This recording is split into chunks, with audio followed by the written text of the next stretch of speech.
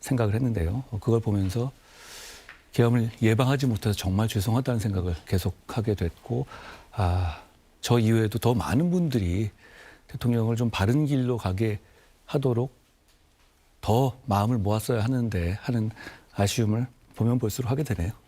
윤석열 전 대통령에 대한 재판을 이제 이 재판부가 공개로 하면서 예. 윤 전 대통령의 이 재판 시 발언들이 자꾸 이제 국민들한테 전달이 되고 있습니다. 이 가장 최근의 얘기는 그때 왜 국무위원들이 날 말리지 않았느냐 이렇게 국무위원들을 탓하는 듯한 얘기였어요. 어떻게 들으셨습니까? 안타깝지만 계엄을 네. 불법 계엄을 한 것은 윤 전 대통령의 잘못된 결정 때문입니다. 그걸로 인해서 대한민국도 굉장히 어려워졌고요. 그리고 아직까지 여파가 이어지고 있는데 그것과 별개로 또 윤 대통령의 잘못된 결정으로 인해서 인생을 망친 군인들과 공직자들이 많이 있습니다. 네. 수감된 분들도 많죠. 적어도 그분들께 책임을 떠넘겨서는 안 된다고 저는 생각해요. 더불어 최근 요즘 상황들을 보면요. 적어도 우리 당에서도 이제 당 대표까지도 그동안의 생각을 바꿔서 계엄은 잘못이다라는 얘기까지 한 상태잖아요. 이제는 계엄이 위헌 위법이 아니다라는 사람들은 점점 더 설 자리가 없어지는 것 같습니다. 네, 어쨌든 이제 벌써 재작년이 됐군요. 12월 3일 비상계엄 그날 밤 기억으로 돌아가지 않을 수가 없는데 한동훈 당시 대표죠. 의원들이 이끌고 국회의사당에 들어가서 계엄 해제 표결에 적극적으로 참여하지 않았습니까? 그렇습니다. 곧바로 가장 최초로 이 비상계엄에 대한 반대 입장을 밝혔던 정치인이기도 했고요. 지금 보면 그 뒤로 이루어진 윤석열 전 대통령의 탄핵 가결에 협조했다 이런 이유로 지금 국민의힘에선 배신자 프레임에 갇혀 있지 않습니까? 여러 가지 생각이 들 것 같습니다. 일단 정치인이 회신하지 말아야 할 대상은 국민입니다. 말씀하신 그 프레임이 작동한다면 만약 국민을 배신할 것이냐 아니면 어떤 개인적인 요원을 과 다른 결로 갈 것이냐 선택 여지에서 좋은 정치인이라면 답은 명확합니다. 그런데 또 정서의 면이 있잖아요. 논리를 떠나서. 그렇기 때문에 그런 결정으로 인해서 감수해야 할 부분이 충분히 있을 것이고요. 제가 그건 감수해야 한다고 생각해요. 1년간을 되돌아보면 다시 돌아가도 중대한 위헌 위법인 불법 계엄이었습니다. 그러니까 계엄 저지는 반드시 해야 됐고요. 네. 여기까지는 이제 많은 분들께서 이제 거의 동의하시는 것 같아요. 네. 지금까지는 아니었지만 중대한 위헌 위법 계엄을 한 대통령은 반드시 대통령직에서 물러나야만 했습니다. 중대한 위헌 위법 계엄을 했음에도 불구하고 권력을 계속 유지하고 행사한다? 이렇다면 이렇게 말씀하시는 분들은 이 계엄이 중대한 위헌 위법이 아니라 마치 무슨 뭐 주차 위반 같은 경미한 위헌 위법이다 생각하시는 그런 거거든요. 저는 그런 면에서 보면 계엄 저지와 탄핵은 불가피했다고 생각해요. 특히 윤 대통령이 조기하야 약속을 번복했었기 때문에 그리고 그 약속 번복이 이선 후퇴를 한 상태에서 탄핵이나 뭐 그 이유를 보겠다는 것이 아니라 이선 후퇴 안 하고 본인이 계속 적극적으로 군통수권을 포함한 모든 대통령의 권력을 이제 적극적으로 행사하겠다는 얘기였거든요. 그러니 그 시점에서 탄핵하지 않았다면 윤 대통령은 군통수권을 계속 활용하면서 체포시도 등에서 맞서서 군을 동원해서 자기 방어를 했을 거라고 생각해요. 저는 그렇게 생각했거든요, 당시. 그런데 그 이후 재판 과정을 보면 전 재판단이 맞았다고 지금도 생각합니다. 그러면 대한민국이 정말 위험해졌을 것이죠. 다만 이재명 민주당의 정권을 넘겨주게 된 결과에 대해서 많은 국민들께서 안타깝고 상처 입으셨을 거예요. 이건 제가 한 일이 옳고 필요했고 정치적으로 그 길이 좋은 정치의 길이었다는 거하고는 별개로 정서와 감정의 문제입니다. 그런 면에서 보면 저희를 지지하는 안타까워하시는 많은 국민들의 상처에 대해서 제가 안타깝고 죄송하다는 생각은 늘 가지고 있어요.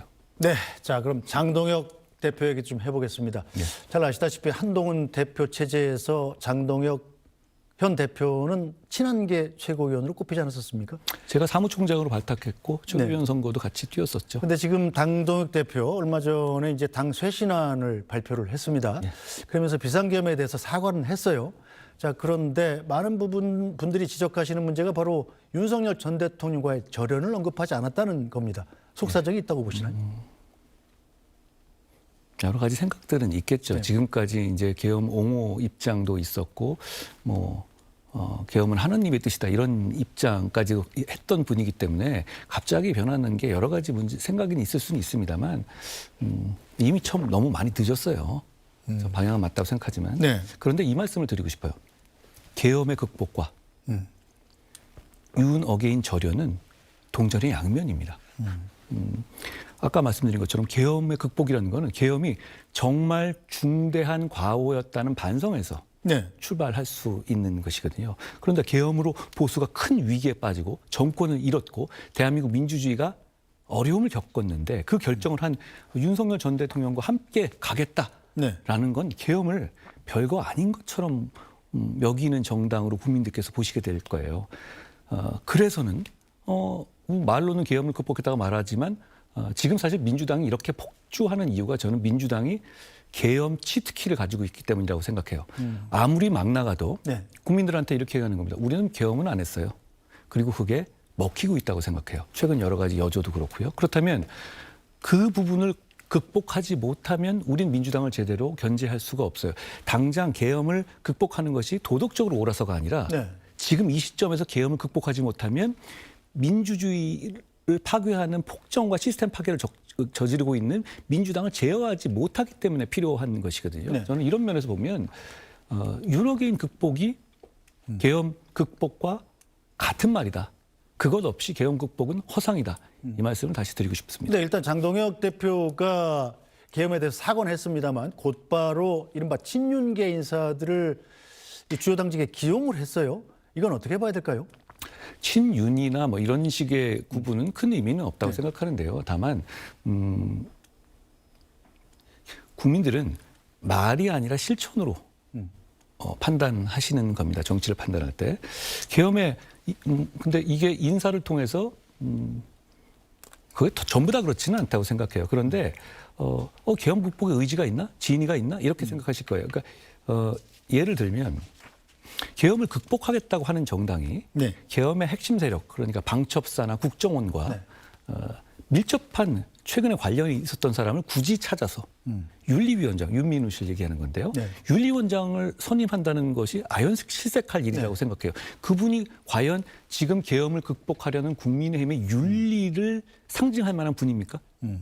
그렇지가 않거든요. 왜냐하면 방첩사에 있어서 자문위원을 했고 그 가족이 방첩사의 이 특채되기도 했었고 그리고 김상민 전 검사가 이제 국정원장 특보였잖아요. 그런 네. 식으로 국정원장 특보까지 했던 사람이란 말이에요.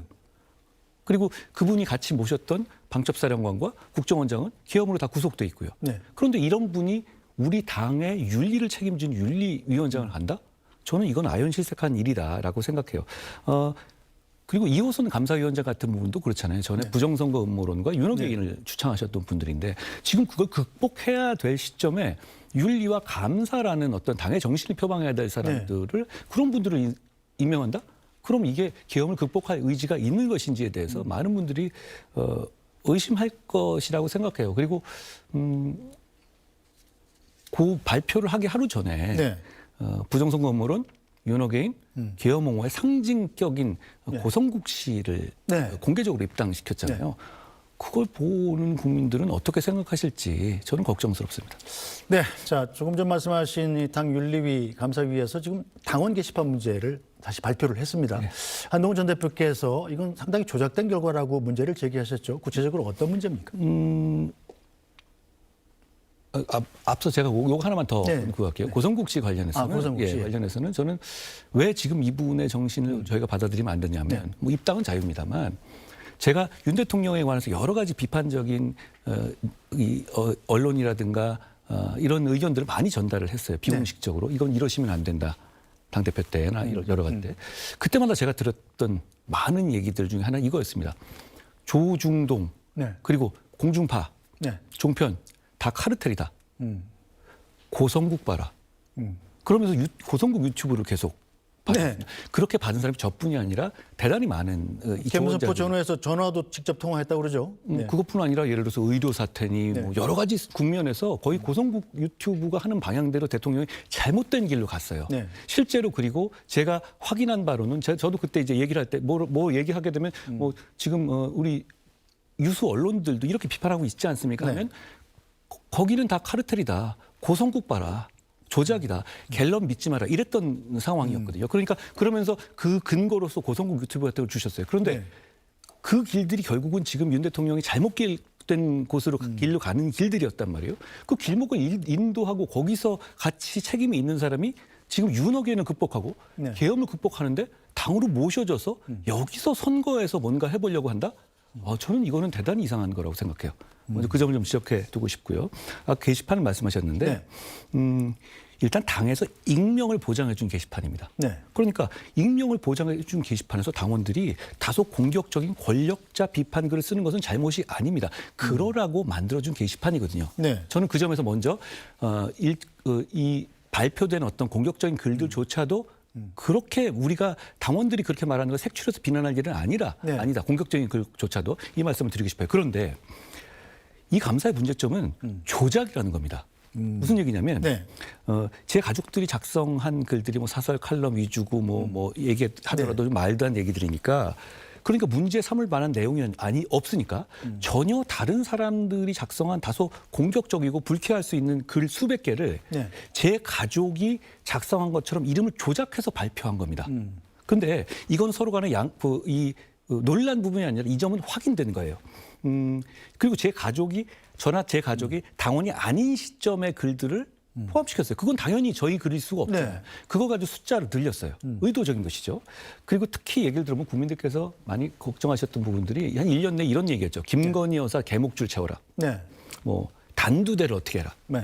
황우여 대표는 어떻게 뭐 원색 비판하고 나경원 대표 원색 비판하고 뭐 이준석 대표 뭐 어디 갔다 뭐 이러면서 그 글들은 한동훈 전 대표의 가족이 쓴 게 아니란 말이죠. 그거를 전부 다 지금까지 이렇게 제 가족들이 쓴 것처럼 얘기를 해왔거든요. 그런데 언론에서도 확인하고 그리고 그 본인이 인정한 게 중요합니다. 이게 다 무관한 글이에요. 제3자 글이거든요. 그게 드러났어요. 그런데 발표할 때 어떻게 됐냐면 표를 만들어서 이 글들이 한동훈 가족들이 쓴 거다라고 했습니다. 그러니까 저를 비난하는 사람들이 뭐냐면 입에 담지 못할 원색적인 걸 어떻게 비난하냐. 아무리 익명이라도 이런 공격이었단 말이에요. 그런데 이 사람들이 얘기하는 것들이 수백 개가 다 무관한 글이에요. 그런데 저는 정말 아연실색한 점이 뭐냐면 이호선 당무감사위원장이 지난 9일인가요? 지난주 금요일에 그런 글들을 가족들이 쓴 것처럼 바꿔치기 하는 고의적 조작 사실이 있다는 거를 스스로 인정했다는 거예요. 블로그에서. 뭐라고 했냐면 이름 바꾼 거 맞다. 맞는데 황당하게도 소명의 기회를 주기 위해서 그런 거다. 이렇게 얘기를 했습니다. 소명의 기회를 주기 위해서 사실을 바꿔서 얘기했다라는 말 같지도 않은 얘기를 본인 스스로 인정한 거예요. 공당에서 정치인을 찍어내기 위해서 고의적으로 핵심적인 내용을 바꿔서 감사 결과 발표한 것이거든요. 저는 이 점은 그냥 넘어가면 공당이라고 할 수 없을 것 같아요. 그런 면에서 제가 왜냐하면 이 당무감사위원장이 왜 중요하냐면 이 중요한 지선을 앞두고 여러 가지 분쟁들이나 당내에서 투서가 좀 많이 오겠어요. 그거를 정리하고 처리해야 될 사람들이거든요. 그런데 이 사람이 이렇게 고의적인 이 조작 사실을 스스로 인정했는데도 불구하고 이 자리에 있어서는 저는 안 된다고 봐요. 이렇게 되면 선거 칠 수가 없습니다. 그래서 제가 어제 장동혁 대표에게 이호선 당무감사위원장을 해임해야 한다라는 메시지를 낸 바 있어요. 어쨌든 간에 이 한동훈 전 대표께서 말씀하신 그런 극단적인 글은 본인의 가족들이 쓴 게 아니고 본인의 가족들이 쓴 것은 비판적인 칼럼 인용글이었다라고 말씀하시지 않았습니까? 그 부분에 대해서만큼은 좀 본인의 가족들이 쓴 거에 대해서만큼은 좀 사과를 하고 넘어가는 게 정치적 해결엔 도움이 되지 않겠느냐라는 게 바로 당내 일각의 유승민 전 의원이나 안철수 의원 같은 분들의 지적입니다. 고의로 바꿔치기해서 조작된 내용을 인정하는 것이 정치적으로 푸는 길이 되기는 어렵죠. 그러니까 무슨 얘기냐면 뭐가 잘못됐다는 걸 명확하게 얘기하면은 모르겠는데 이게 아니라 다른 사람이 쓴 글을 조작해놓고 조작이 드러났어요. 그런데 그래도 가족들이 쓴 거는 자기들이 문제가 안 되니까 발표를 못 했겠죠. 그렇지 않겠습니까? 네. 문제가 안 돼. 그러면 저도 이 문제가 이렇게 시끄러워지길 당연히 바라지 않았죠. 그렇죠. 그래도 제가 먼저 꺼낸 문제가 네. 아니잖아요. 네. 그러니까 자, 조작 다 드러나도 아이 시끄러우니까 그냥 사과하고 끝내. 예, 이런 방식의 처리를 하게 되면 그건 조작 내용을 방치하는 것은 당에게도 매우 해로운 일이고 국민들께서 잘못된 정보를 드리는 일입니다. 그러니까 조작 사실과 조작에 누가 가담했는지를 밝히는 건 필요해요. 특히 그 우리 당의 당무나 홍보의 공식 라인들은 네. 이호선 씨한테 그런 조작된 자료를 준 사실이 없다고 강하게 얘기하고 있어요.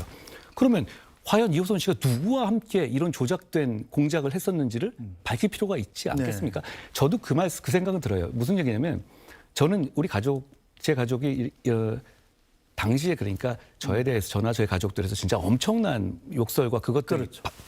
되고 있는 상황에서 있었죠. 예. 나름대로 본인 생각에서는 방어적 차원에서 그렇게 했을 것 같고 당시엔 제가 몰랐습니다. 네. 몰랐는데 지나고 보면 굳이 그러지 않았으면 좋았겠다는 생각은 듭니다. 네. 그런 마음은 당연히 들고 그런 점에서는 제가 이 말씀을 드려요. 그런데 조작을 한 거를 이렇게 해놓고 나서 어쨌든 그냥 전체에서 시끄럽게 한 건 아니 장동혁 대표가 SBS 포함해서 개헌 며칠 전까지 나와서 이건 한동훈에 대한 정치적 공격이고 익명 게시판을 그렇게 공개하는 건 공당이라고 할 수도 없고 이건 문제될 게 하나도 없다라고 여러 방송에서 본인이 직접 강변했었고 네. 그리고 그 12월 말, 그 재작년 12월 말에 제가 떠난 이후에 윤리위 차원에서 이 사안을 종결했어요. 네. 끝난 사안이거든요. 네. 그런데 바로 그 장동혁 대표가 당대표가 된 다음에 소위 말하는 자기들 극렬 지지층들의 요구를 때문에 저를 찍어내기 위해서 다시 자기가 아니라고 했었잖아요. 그걸 끄집어내서 이거를 감사를 맡기고 그리고 네. 기존에 있었던 여상원 윤리위원장께서는 이거 문제 안 된다고 했었잖아요. 네. 그러니까 여상원 위원장을 장 대표 측에서 얘기해서 잘라내 버렸잖아요. 그러면서 어떤 내란 특별재판부 만들듯이 이렇게 누가 보더라도 저한테 이 적대적일 수밖에 없는 윤호개인이라든가 부정선거물이라든가 계엄 옹호에 의심되는 사람들을 윤리위나 감사위에 갖다 놓고 네. 이렇게 언론 플레이를 하고 네. 그다음에 그런 상황을 만들어진 것이 자체가 시끄럽게 됐잖아요. 국민들께서 보시기에 굉장히 한심하다고 생각하실 것 같아요. 지금 김병기 뇌물 이런 거 나오고 있는데 네. 아니 익명 게시판에다가 권력자에 대해서 비판글 좀 쓴 걸 가지고 이렇게 얘기를 하잖아요. 네. 그런 모습을 보여드리는 것에 대해서는 제가 국민들한테 대단히 송구스러워요. 당 차원에서. 게다가 그 과정에서 어떤 정치를 찍어내기 위해서 조작까지 한 사실이 드러난다? 네. 저는 국민들께서 저희 당을 어떻게 보실지 대단히 송구스러운 마음 분명히 있습니다. 네. 만약에 한동훈 전 대표 말씀대로 조작된 사실에 기반해서 당원권 정지 같은 중징계를 한다면 한 전 대표께서는 어떻게 대응하실 계획입니까? 제가 미리 거기까지 나갈 문제는 아닌 것 같고요. 그런데 조작 사실을 일종의 감사위원, 당감위는 네. 검사고 윤리는 뭐 판사고 이런 구조잖아요. 네네. 그래서 당감위의 그 사람이 이 사람이 얘기하는 그러니까 문제가 아니 이상한 글이 있어야 문제가 되는 거잖아요. 네. 이상한 글들이 다 한동훈이나 한동훈 가족이 아니라는 걸 본인들이 알아요. 네. 그 상태에서 조작해서 넘겼습니다. 그런데 이걸 근거로 어떤 처분을 내릴 수가 있을까요? 그게 공당에서 가능하겠습니까? 저는 우리 당이 그 정도 상식은 있는 당이다라고 생각합니다. 알겠습니다. 시간이 많이 지나서 이 마지막 질문을 빨리 드려야 되겠군요. 6.3 지방선거 지금 당장 발등에 불입니다. 예. 어떤 역할을 하실 계획입니까? 제가 지난 6개월, 1년 내내 누구보다도 앞장서서 민주당의 문제점들을 백의종군하면 싸워왔습니다. 네. 2달 전에 제가 앵커님 뵀던 일도 뭐 항소폭이나 론스타나 통일교, 김병기 특검 등에 관한 것이죠. 어떤 위치에 있어서든 최선을 다하겠습니다. 저는 어떤 위치에 있어든 할 일을 하겠습니다. 직위가 있으면 일을 하고 직위가 없으면 일을 안 한다면 저는 그건 좋은 정치가 아니라고 생각해요. 직접 출마하실 계획? 그 여부에 대해서는 제가 미리 속단할 문제는 아닌 것 같아요. 그리고 그건 좋은 정치를 하기 위한 수단이자 과정일 뿐이거든요. 네, 알겠습니다. 기다리겠습니다. 자, 오늘 말씀 여기까지 듣죠. 한동훈 전 국민의힘 대표였습니다. 말씀 잘 들었습니다. 고맙습니다. 네, 뉴스 브리핑은 잠시 뒤에 돌아와서 인사드리겠습니다.